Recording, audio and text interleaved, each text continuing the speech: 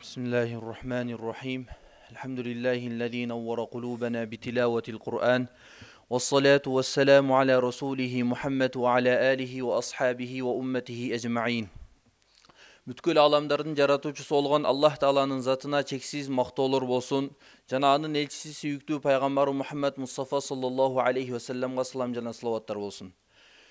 Бүгүнкү талимибизде Аллах Тааланын ыйык Кур'ан-ы Каримде келген өкүмдөрүнөн бир өкүм болгон ыйык Кур'ан-ы Каримди тажвид менен окуу туурасында өтөбүз. Аллах Таала ыйык Кур'анда Муззаммил сүрөсүндө өкүм берип айтат: "Вараттилил Кур'ана тартила". Сен Кур'анды тажвид менен, тартил менен туура кылып окугун дейт. Эми бул аяттагы тартил, Кур'анды тартил менен окуу дегендин мааниси эмне?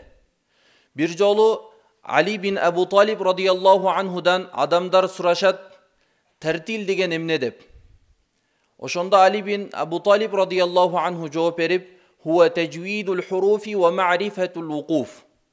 Тартил деген Кур'аны окуган учурда ар бир тыбышты чыга турган ордунан туура кылып чыгаруу жана Кур'ан-ы Каримде кайсыл орундардан токтош керек, вакыф кылыш керек, ошону туура вакыф кылып токтоо деп айткан.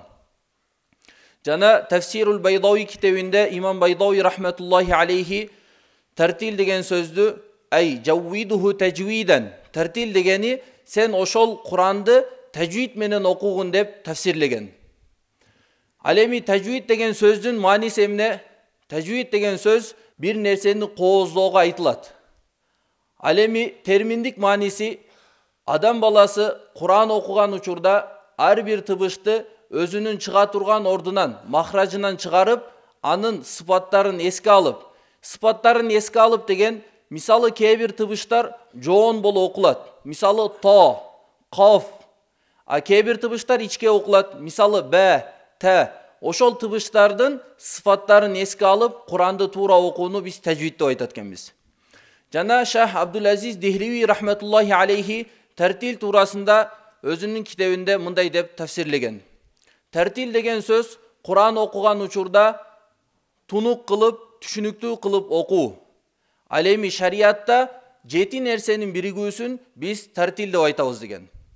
Эң биринчиси болсо тажвид, тыбыштарды туура чыгаруу. Жана айтып өткөндөй, ар бир тыбышты өз ордунан, махражынан чыгаруу. Экинчиси болсо Кур'ан окуп жаткан учурда адам баласы үнүн бир аз бийик кылып окуу. Анын сыры адам баласы эгер Кур'ан окуганда ичинен окуса, анда ал көзү менен эле ошол нерсени жаттайт экен. Ал эми үнүн бийигирээк чыгарып окуй турган болсо, ал көзү менен жана угуу аркылуу кулагы менен да жаттап, ошол жатталган нерсе, окулган нерсе жүрөккө бекем олтурат экен. Ал эми үчүнчү нерсе болсо, бул Кур'ан окуган учурда адам бир аз ошону кооз үн менен окуу. Ар бир адамга Аллах Таала түрдүү үндөрдү берген. Мына ошол кооз үн менен окуй турган болсок, ошол Кур'андын кооздугу дагы да артат жана адам баласынын жүрөгүнө, рухуна ал рахат жеткирип, ошол нерсе жүрөккө жакшы олтурат экен. Себеби дарыгерлер айтышат, кайсыл бир дарыны жүрөктү дарылоо үчүн бериш керек болсо, анда ага жыпар-жыт кошуп туруп берүү жакшыраак дейт. Себеби адамдын жүрөгү жыпар-жытты жакшы көрөт дейт. Эми ошондой эле Кур'ан окуган учурда сиз ошол Кур'анды кооз кылып окуй турган болсоңуз, жүрөккө сиңимдүү болот экен. Андан кийинкиси болсо, бул Кур'ан окуганда вакыф. Вакыф деген токтоо деген негизги мааниси. Тактап айтканда Кур'анда кээ бир аяттар узун аяттар бар, кээ бирлер кыска. Кыска аяттарда адам макул адашпайт. Вакыф кылууда аяттын аягынан токтоп, туура токтогон болот, бир мазмун чыгарып. Ал эми узун аяттар келген учурда, мына ушул жерде адам туура токтоп, маани бүтө турган жерден жана баштаганда кайрадан бир мазмун менен баштап иптида кылуу керек болот. Ошону дагы билүү зарыл экен. Бешинчиси болсо, бул Кур'ан окуган учурда сиз менен биз таштит жана маттарга көңүл бурушубуз керек экен. Таштит деген баарыбызга маалым болгондой, бир тыбыштын мындайча айтканда 2 жолу үн чыгып окулуусу. Ал эми мат деген бул Кур'ан-ы Каримдеги созулмалар. Буларга көңүл буруунун максаты таштит менен мат дейт уламалар. Бул Кур'ан-ы Каримдин улуулугун, азиматын сиз менен бизге көрсөтүп турат экен. Андан кийинки 6-чысы болсо, бул качан бейиш тууралуу аяттарды окуган учурда Аллах Тааладан ошол бейиштин неаматтары тууралуу сурашыбыз керек. Жана качан тозок тууралуу аяттар келгенде, тозоктун азабы тууралуу айтылганда, Аллах Тааладан тозоктон сактоосун тилешибиз керек. Ал эми 7-чи нерсе болсо, Кур'ан-ы Каримде көп эле жерде байкай турган болсок, дуалар кайталанып келген. Мына ошол дуалар кайталанып келген жерде, ошол дуаны бир канча жолу кайталоо ошол жакшы нерсе экен. Мисал айта турган болсок, Тоха сүрөсүндө Робби зидни илма деген дуа келген. О Робби, менин илимимди көбөйткүн деген. Мына ушул жерге келгенде бир канча жолу ошол дуаны кайталап, анан кийинки аяттарды улантып кетсек жакшы болот. Жогорудагы 7 нерсенин бириктирмеси бул тартил деп Шах Абдул-Азиз Дихлеви рахматуллахи алейхи айткан. Имам Жазари рахматуллахи алейхи айтат: "Ат-таджвиду фардун аля кулли мукаллафин." Бул сөзүн Имам Жазари өзүнүн Нашр деген китебинде айткан. Кандай эле хадис илиминде Сахихул Бухари китеби эң алдыңкы орунду ээлей турган болсо, кыраат илиминде эң алдыңкы орунда Имам Жазари рахматуллахи алейхинин Ан-Нашр фил Кираатил Ашр деген китеби турат. Ошол китебинде тажвид менен Куранды окуу ар бир мусулмандын милдети деп айткан. Эми милдет бул тажвид фарз дегенде кандай? Куранды туура окуу. Фарз дегенде экиге бөлүнөт. Бир адамдын тажвид эрежелерин толугу менен билип, аны айтып бере алуусу бул фарз кифая. Кайсыл бир шаарда же айылда бир адам ошону билсе, калгандардын мойнунан ошол милдет түшөт. А эч ким ошону үйрөнбөй турган болсо, бардыгы күнөөкөр болот. Ал эми экинчи түрдөгү фарз, Куранды окуган учурда толук туура окуу бул фарз айн, ар бир мусулмандын милдети болот.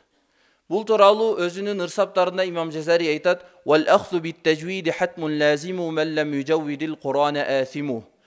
Куран окуган учурда тажвид менен туура окуу ар бир мусулманга зарыл. Кимде ким Куранды тажвидсиз туура эмес окуй турган болсо, күнөөкөр болот дейт. Эмне үчүн деген суроо келет адамгачы? Куранды тажвидсиз окуса күнөөкөр болот. Лианнаху бихил илаху анзала ва хаказа минху илейна васала. Анткени Кур'ан-ы Карим бул Аллах Тааланын алдынан сиз менен бизге тажвид менен түшкөн экен. Жана бизге чейин алдыңкы уламалардан, пайгамбарыбыздан, сахабалардан тажвид менен туура жетип келген экен. Жана биз дагы Кур'ан-ы Каримди туура окушубуз зарыл болот. Ошондой эле карай турган болсок, пайгамбарыбыз хадисинде айтат: "Кыямат күнү дагы сиз менен биз Куранды тажвид менен окууга буйрулат экен." Хадисте келет: "Юқалу ли сахибил Кур'ан иқра вартaqi." Кыямат күнү Кур'ан ээсине айтылат экен: "Сен окугун жана бейиштин даражаларына көтөрүлгүн." Вараттил, тажвид менен, тартил менен окугун Куранды. Кама кунта тураттилу фи дунья, кандай сен дүйнөдө тажвид менен окуйт элең. Фа инна манзилатака инда ахири аятин тaqra'uha. Чындыгында сенин даражаң, акыркы сенин токтогон аятың сенин даражаң болот дейт. Ошон үчүн бардыгыбыз Куран окуган учурда ошол Курандын улуулугун, Алланын улуу сөзү, ошону сезип жүрөгүбүз менен жана аны туура окууга аракет кылышыбыз керек болот. Эми ар бир адамдын жашоосунда, жүрөгүндө кантип мен тажвидимди туураласам болот, Куранды туура окусам болот деген суроо туулат. Бул суроого Имам Жазари рахматуллахи алейхи өзүнүн китебинде Ма'рифатут тажвид, тажвидди тааныштырып, өз алдынча бир бап алып келип, ошол жерде жанагы айткандай тажвиддин өкүм экендигин, анын пайдасын айтып, жана эң акырында айтат: "Валайса байнаху ва байна таркихи илля риядатун лин бифаккихи." Ошол эң акыркы ырсабында Имам Жазари кантип эми биз тажвидке жетсек болот, Куранды туура окусак болот, ошону бардыгыбызга насаат кылып айтып жатат. Адам баласы тажвидке жетет, Куранды туура окуйт, бир гана өзүнүн ошол эриндери менен, оозу менен кайра-кайра ошол сөздү, тыбышты туура окууга машыгып, аракет жасоосу менен гана адам тажвидке жетет дейт. Мына тажвидке жетүүнүн эң жакшы жолу ушул экен. Адам сиз менен биз ар бир тыбышты туура окууга машыгып, көп-көп кайталасак, анан тыбыш туура чыгат. Тыбышты өзүн айткан учурда ар бир адам эле туура айтып коет экен. Бул тууралуу Имам Абу Амр Дани деген кары өткөн, ошол айткан.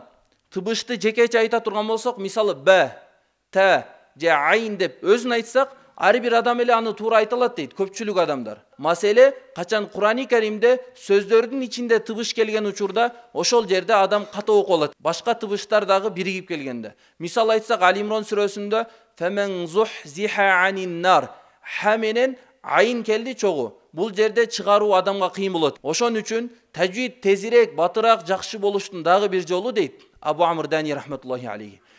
Тыбыштын өзүн эле эмес, тыбыш келген сөздөрдү, кыйын тыбыштар келген сөздөрдү көп кайталасак, тажвид дагы тезирээк, батыраак, жакшы болот дейт. Аллах таала бардыгыбызга Куранды туура окуп, акыреттин бийик даражаларына жетүүгө насип этсин.